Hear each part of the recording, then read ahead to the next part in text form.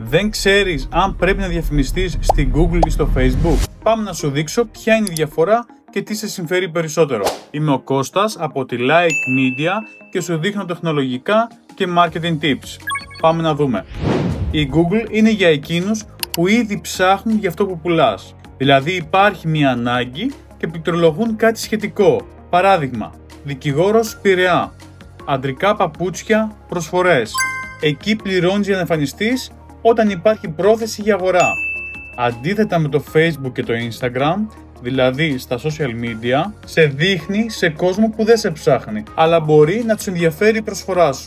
Δηλαδή λειτουργεί πιο πολύ σαν βιτρίνα.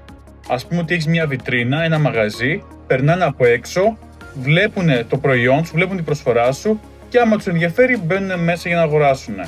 Ο ιδανικός συνδυασμός είναι Google Ads για όσους είναι ζεστοί για να αγοράσουν και Facebook και Instagram για να σε μάθουν οι νέοι. Γράψε μου στα σχόλια τι επάγγελμα κάνεις και θα σου πω που σε συμφέρει να διαφημιστείς.